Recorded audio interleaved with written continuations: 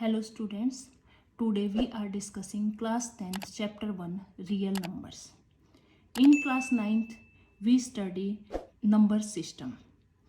In number system we read natural number, whole number, integers, rational number and irrational number.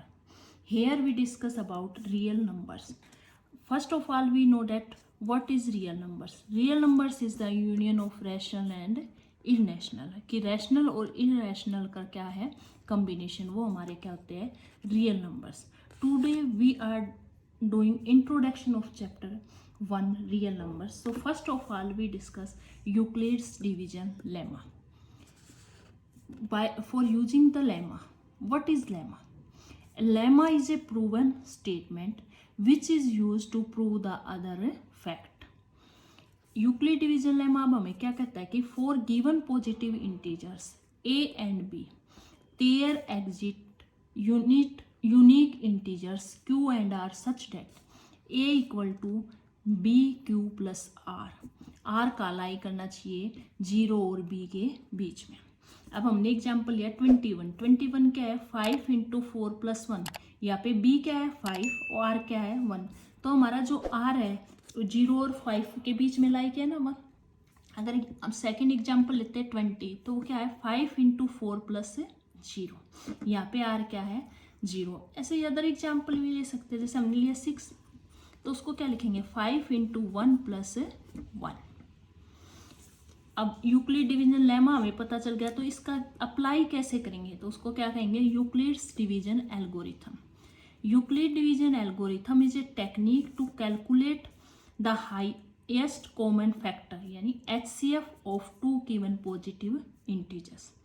To find HCF of two positive integers C and D, C क्या होना चाहिए greater than D, apply the following steps. First step हमारा क्या है, apply Euclid's division lemma to C and D to get whole number Q and R such that C equal to D Q plus R. Euclid division lemma क्या था हमारा a equal to B Q plus R. वहाँ पे हमारे क्या integers थे a और b. अब हमने क्या लिया है c एंड d, तो इसको अप्लाई किया c equal to D Q plus R. वही r कहाँ लाई करेगा 0 और d के बीच में. सेकेंड स्टेप में अगर r हमारा 0 आ जाता है तो HCF क्या हो जाएगा d. अगर r हमारा नॉट इक्वल टू 0 है तो हम अगेन क्या कर देंगे डिवीजन लेमा को अप्लाई करेंगे d और r पे. Continue the process till the remainder is 0. कि इस प्रोसेस को तब तक कंटिन्यू रखेंगे जब तक रिमाइंडर क्या नहीं आ जाता 0. अब इससे हमने क्या फाइंड किया आउट किया कि Euclid's division algorithm is stated for only positive integers. किसके लिए अप्लाई होता है ये पॉजिटिव इंटीजर्स को.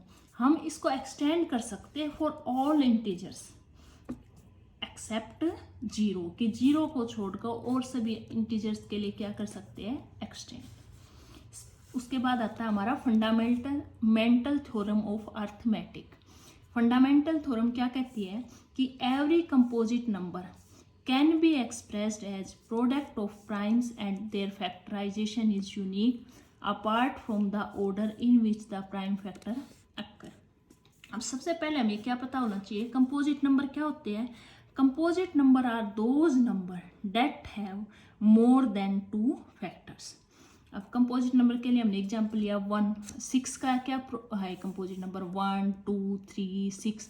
हमने ले लिया जैसे 10, तो 1 2 5 10 यही हुआ. तो ये क्या हो गया एक कंपोजिट नंबर. तो फंडामेंटल थ्योरम क्या कहते हैं किसी भी कंपोजिट नंबर को हम किस में एक्सप्रेस कर सकते हैं product of a prime number.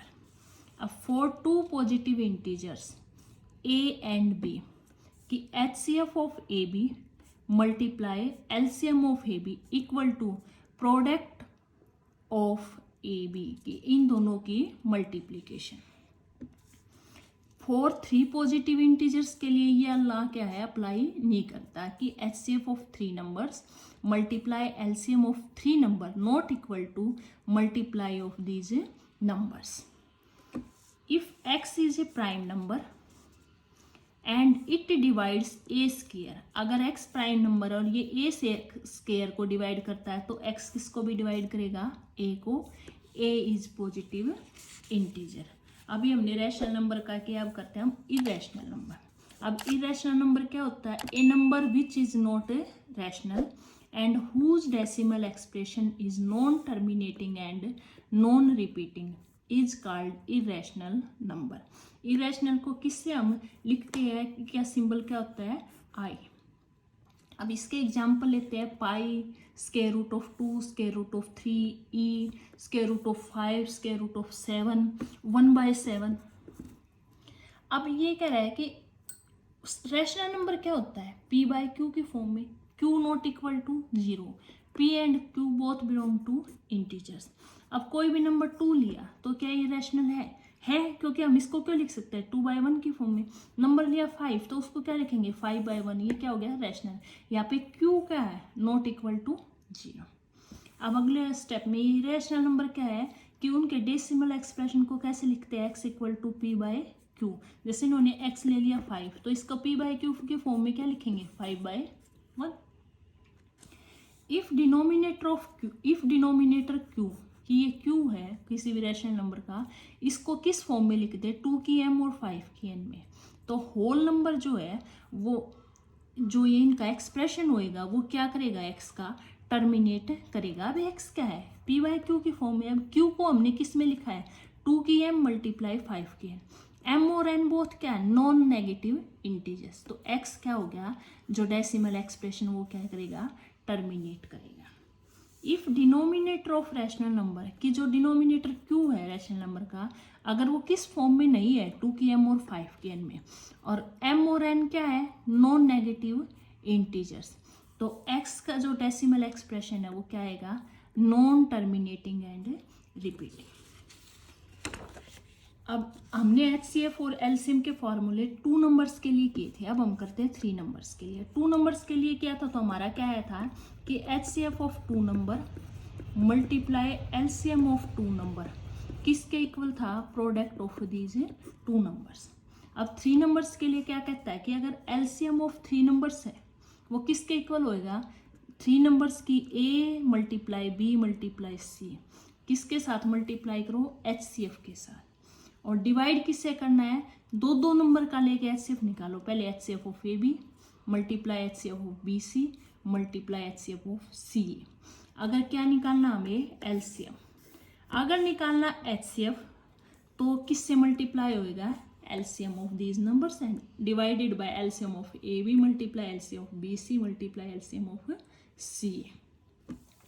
अब यहाँ से LCM और HCF से हमने क्या फाइंड आउट किया कि LCM is always greater than HCF, कि LCM जो होता है वो HCF से क्या होएगा बड़ा। HCF of prime number is always 1, कि प्राइम नंबर का जो HCF होता है वो क्या है 1। 2 is only even prime number, कि कोई हमसे क्वेश्चन पूछता है कि इवन प्राइम नंबर बताओ तो क्या है 2। HCF of 2 continue even number, मतलब जैसे हमने लिया 2 4 तो इनका HCF क्या आएगा 2।